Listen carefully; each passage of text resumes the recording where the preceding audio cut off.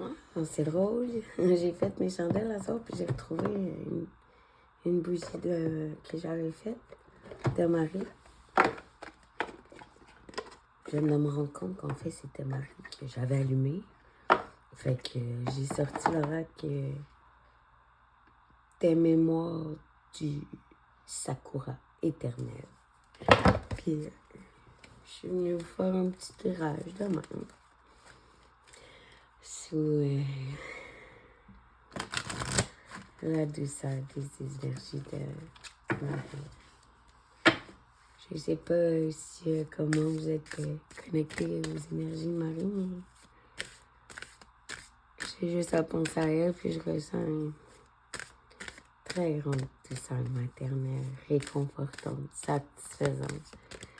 Un fait que nous sommes jamais seuls, et je crois que c'est Marie et moi qui seulement m'a apporté mon plus gros réconfort invisible. Malgré que tout ma team céleste aussi a toujours été là, bien abstraite, concrète pour moi. Marie, c'est une douceur, exceptionnelle. Vous n'avez qu'à penser à elle et ressentir dans votre corps cette douceur.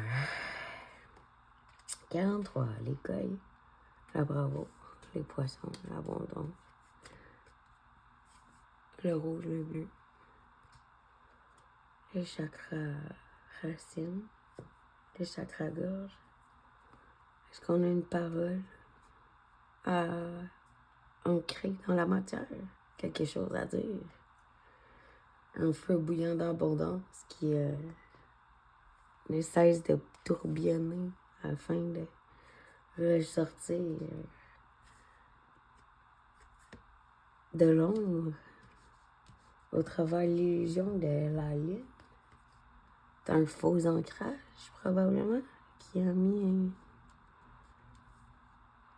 soit quand ta parole a été tuée, ou que quelqu'un a oublié de s'ancrer afin de savoir vraiment quoi dire face aux ombres ou à ses propres ombres. Le palais de l'ordre. Tu aux ordres. Mené par l'ombre, une parole manque d'être ancrée dans un tourbillon illusoire. Tu as des ordres.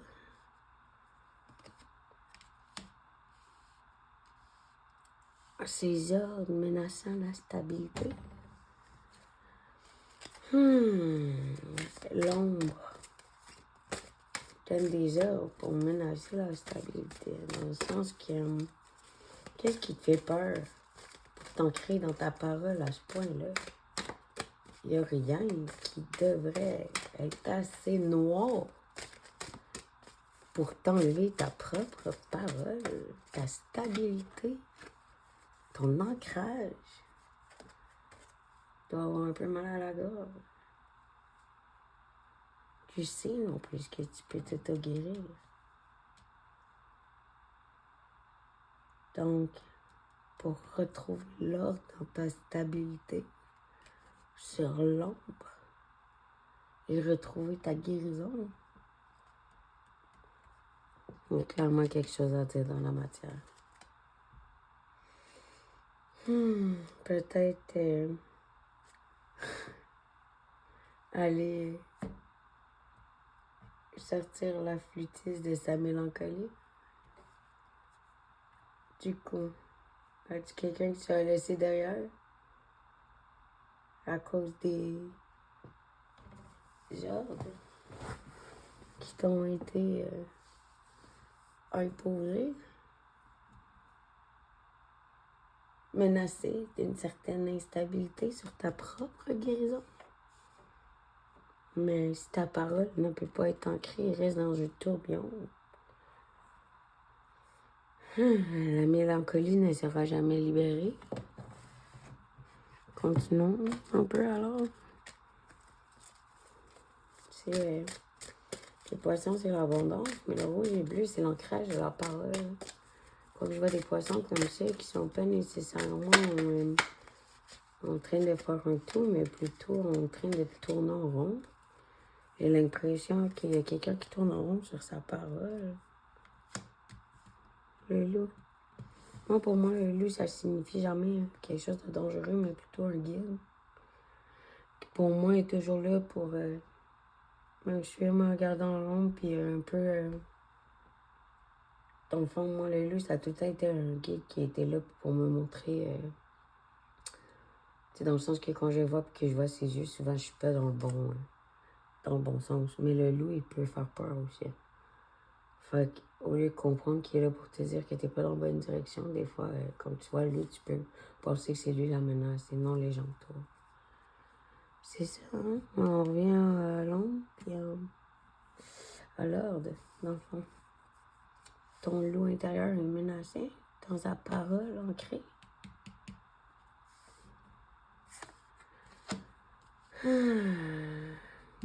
Un chevron magique. L'ours. L'ours, c'est la force, c'est l'état d'hibernation, mais ça peut être aussi la manipulation. Peut-être qu'il y a des manipulateurs qui ont eu des vues,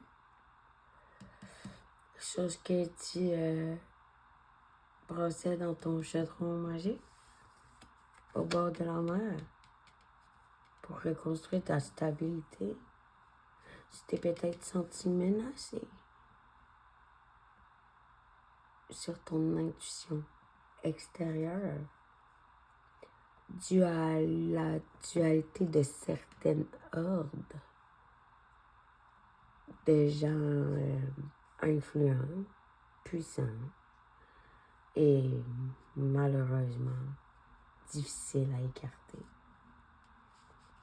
Ton chaudron, ta potion a été mise à rude épreuve. Cherche ta stabilité au bord de la mer.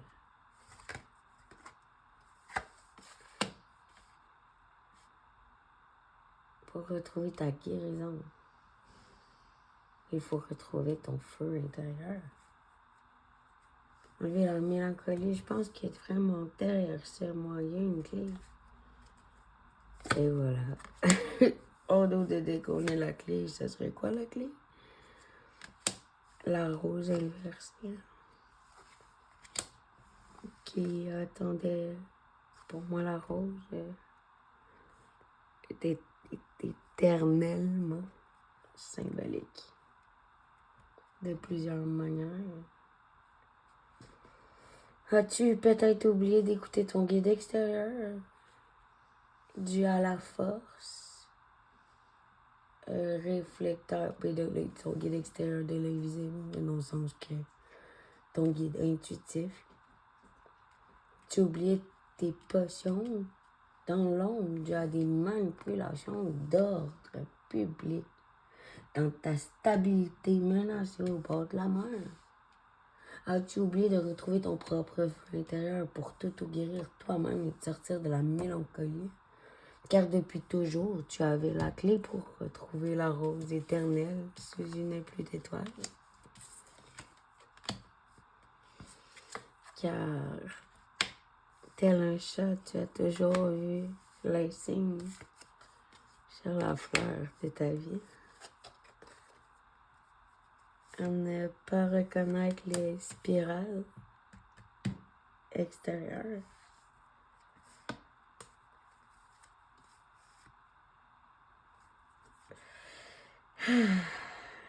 Et de faire toi-même ton propre guide.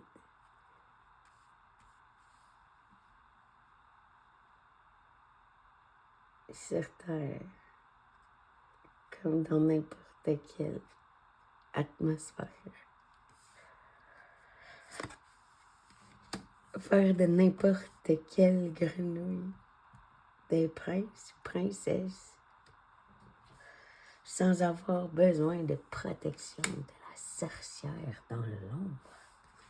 Retrouver ta propre plume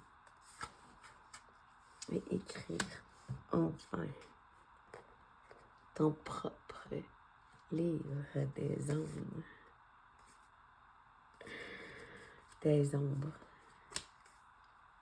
Merci. Je sais pas si ça vous plaît, des petites guidances comme ça, mais si vous voulez mettre un commentaire puis vous abonner, ça va me faire plaisir. Merci. Bonne soirée.